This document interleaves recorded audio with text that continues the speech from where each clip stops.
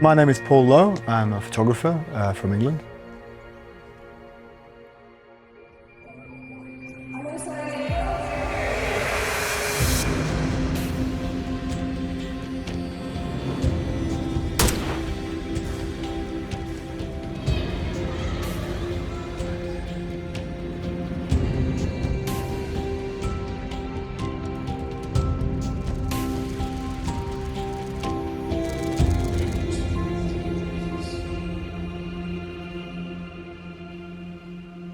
I think of myself as a historian working in real time. I started my career in '88, and my first big story was the fall of the Berlin Wall, and then the Romanian Revolution, and then the breakup of the former Soviet Union. And that was a period of incredible change, the collapse of communism and this idea, Francis Fukuyama's end of history, that liberal democracy was going to take over the world and we were all going to live in happiness and profitability and so on. And sadly, that wasn't the story of that decade from '89 to '99. In fact, it was almost the opposite, because those breakups of these large blocks of countries created a lot of instability and obviously a lot of violence and a lot of opportunities for people to profit from that violence. And so, I didn't set out to be a war photographer or a conflict photographer. I set out to try and cover current affairs and news and history as it was happening. And the dominant narrative of that period, of that 10 years, was then conflict. So I kind of became a conflict photographer by force of nature, force of events, rather than by necessarily just wanting to be on the front lines. And in fact, although I did cover frontline situations both here in former Yugoslavia and other places like Chechnya, that wasn't really what interested me the most. What really interested me is the everyday life of people in these extraordinary situations. So how civilians, how ordinary people cope with the incredible trauma and stress and difficulties of living in a siege or living under fire or living through these incredibly turbulent times.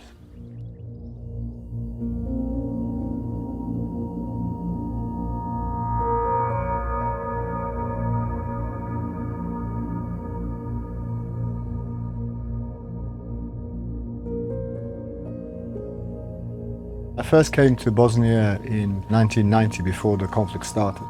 Didn't come to Sarajevo, but I went on a road trip from Croatia, what was becoming Croatia, down into Bosnia through Mostar. And everybody was saying, there can't be a war in Bosnia because it's too mixed, we're too friendly, we're too intermarried. It might happen everywhere else, but we can't have a war here because it's just not going to be possible. And obviously, sadly, that was proved very wrong by the events that happened in '92.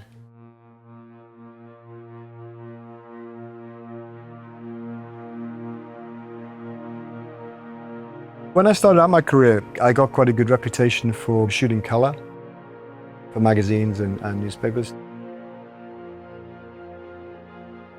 And I became quite, well known, I suppose, if I had something that I was good at, for shooting very strong color news pictures or current affairs pictures in these kind of situations. But somehow when I came back, I felt it was a black and white story. And I think these decisions are often made on a kind of instinctive gut nature. I just felt that the way that the tonal values of the city, the siege, the feeling of it worked better in black and white. So from that point onwards, when I came back after that, I would shoot predominantly black and white. Because I just felt that was the right medium to document the situation.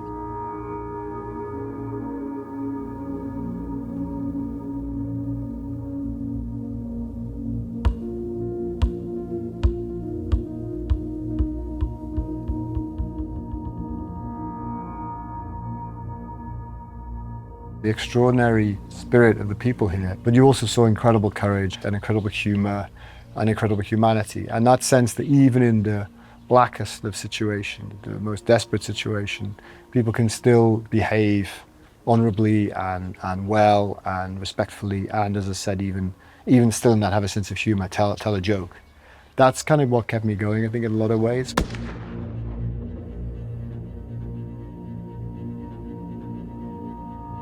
Sadly, the problem in Bosnia was just that in Sarajevo, especially during the siege, the nature of the attacks on civilians was so deliberate and so targeted and so chosen that it was very hard to say that people were dying anything other than being just slaughtered, which was very difficult to deal with.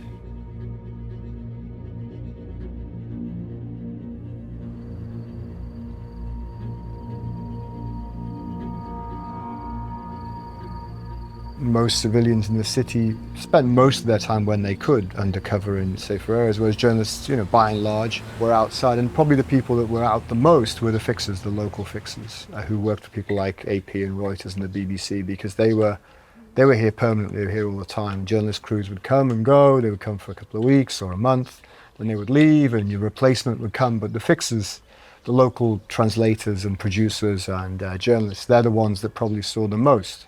But as I said, so you were out on the street at times when, you shouldn't be out, when the shelling was happening, when the sniping was going on, because you're looking for those dramatic moments. And that's one of the very difficult things about being a journalist, that you're in these kind of situations, that your moments of high drama, of high violence, are the ones that are the most, newsworthy, often in the media. So you're sometimes going out in the morning, looking for someone to get killed, which is a horrible feeling. But that's the story, that's the truth of the story, that people are being, shot and blown up on a daily basis.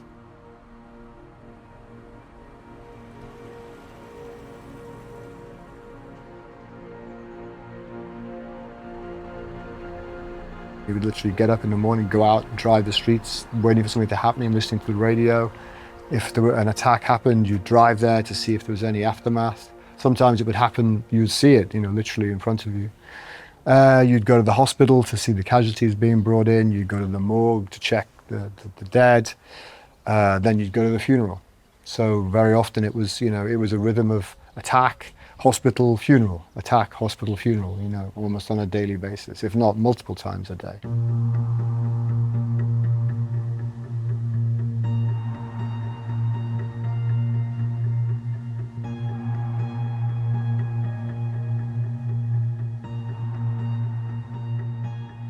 I think the conflict in Bosnia was a really big ethical challenge to journalism in general, not just photography, because the premise was always that if you reported accurately and honestly on a situation and gave the evidence that atrocities were being carried out, that war crimes were being carried out, that one side was predominantly the aggressor against a predominantly civilian population, in Europe, people would do something about it. The premise of journalism is the journalist tells the story, and then other actors, whether it's state actors, governments, politicians, or populations, respond, and then they'll make something happen. Despite a lot of evidence, written and photographic, in the very, very early stages of the war, of atrocities being carried out, it didn't stop it. It didn't stop the governments of the West from intervening. They didn't politically and economically and socially, for their own various reasons, feel like intervention was the thing to do. So the war kept on going for, as we know, for so many years, relentlessly. And I think that shook a lot of journalists' faith in the very nature of reporting, because what's the point if if nobody's listening, nobody's doing anything about it?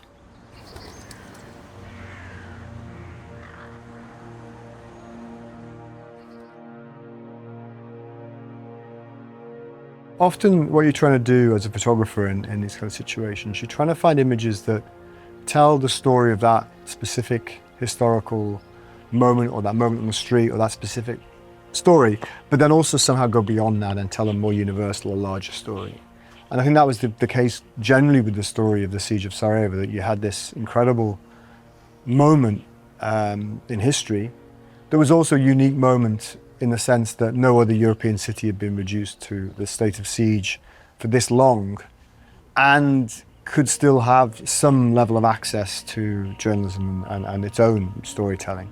So that sense of kind of documenting that extraordinary event that was incredibly specific, but also has this incredible resonance, I think, still 20, 30 years later, of being this unique event in 20th century and 21st century history of a city. What happens to people in that kind of incredible situation? It's like a giant psychological, social experiment of how people respond.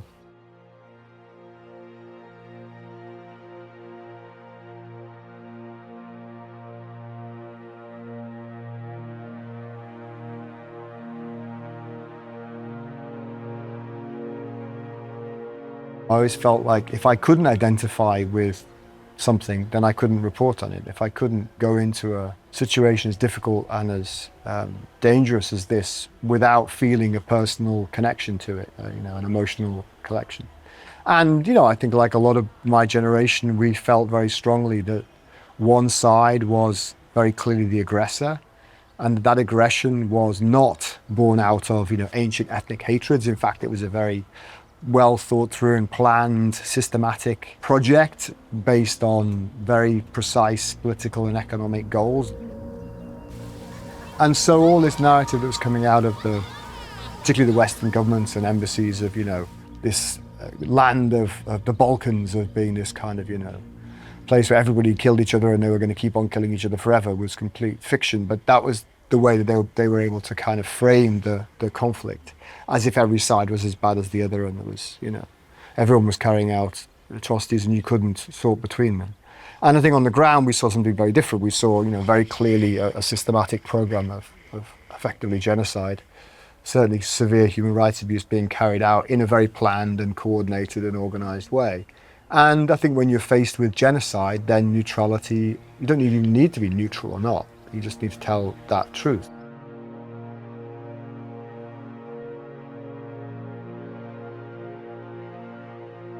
Trying to give both sides equal merit is not an option. You have to say this side is wrong and this side is right. You can certainly take sides and say that based on the evidence that I can gather either personally or through research and interviews, I can say that what's happening here is morally wrong.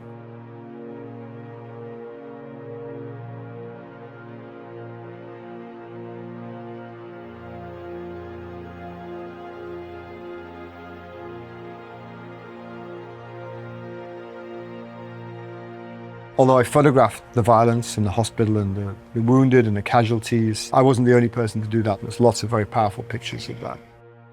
Rather than saying there's one specific photograph, I would say it's the body of work around daily life and the everyday experience of people during the siege. And in particular, the role that art and culture and music played in supporting this psychological survival, I suppose, of the city. This sense of people defending the city, not just with rifles, but also with the values of civic society, with art and music and theatre.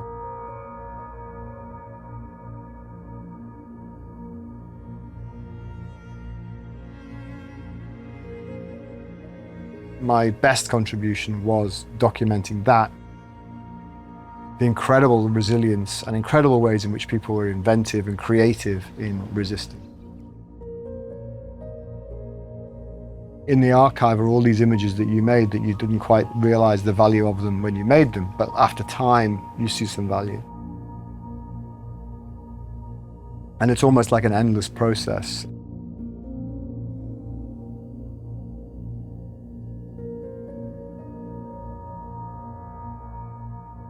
When I was making the pictures at the time, I had a certain type of story I was trying to tell, which was sort of the current affairs story, if you like.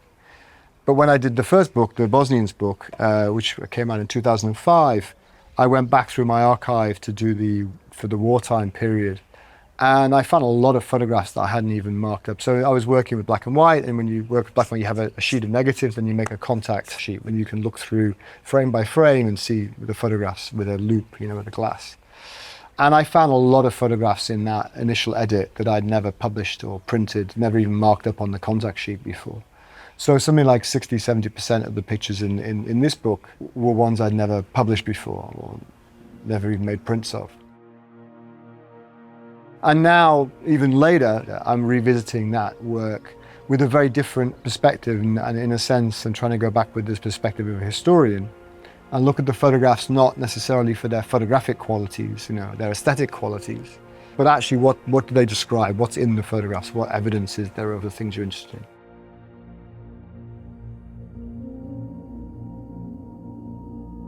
There are thousands of faces of people in those pictures, and maybe they're the only photograph that exists of them during the war.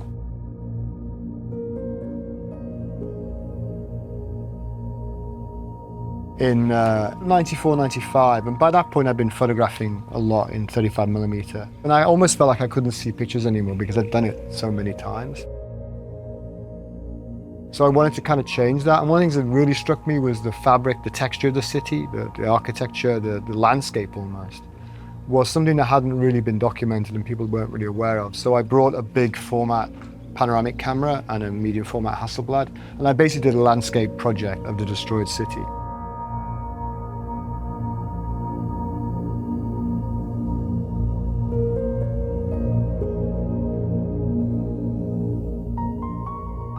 One of the things that I was struck by in that, I was photographing near the Holiday Inn in Marienthal one day.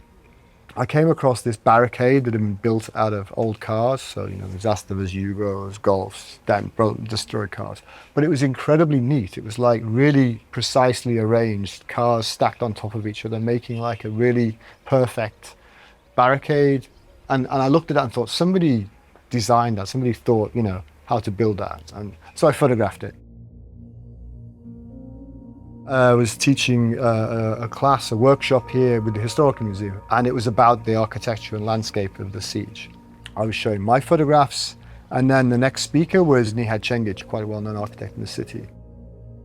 And during the war, he was a civil defense volunteer. He just graduated from architecture school, and he was one of the civil defense workers whose job it was to assess houses that had been damaged and see what repairs needed made, but also to build barricades.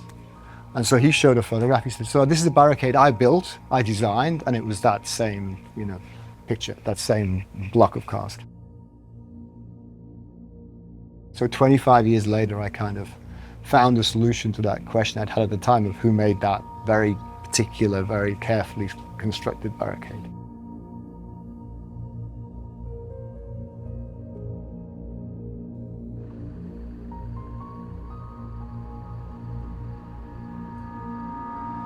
There's a photograph I took just after an explosion of a woman being helped down the street by UN soldiers.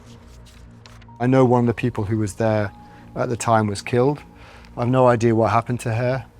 This woman here, did she survive? What was her story? What does she remember of that moment? Does she remember me? Because I was the only photographer there. That for me was a very important moment, and the sequence of pictures I made in and around this. And a little bit later on, a few years after the war, I was talking with some friends who were in one of these apartments when this shell landed. And they remember the explosion. They remember looking out their window and seeing the aftermath. So I can kind of triangulate already where they were and where I was.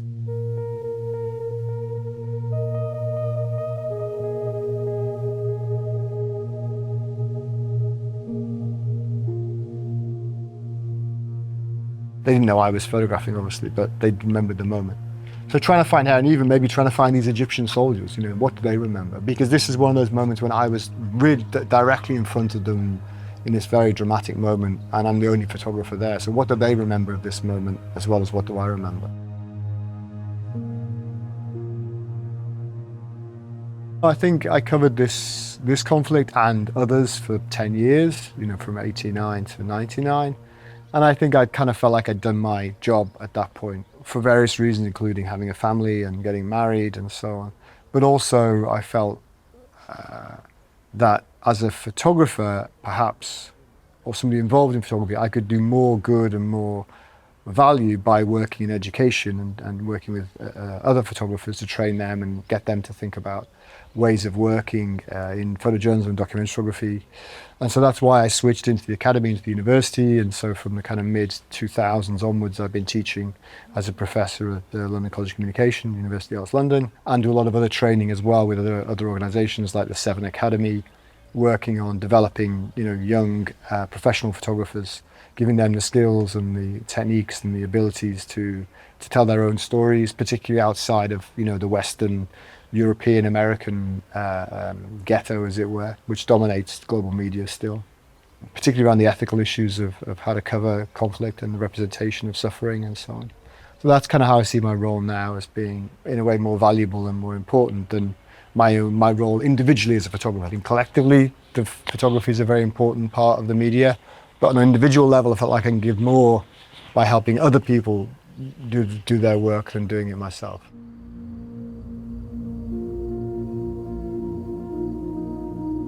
I would like to think that the biggest contribution I made in my career was my photography of the siege of Sarajevo.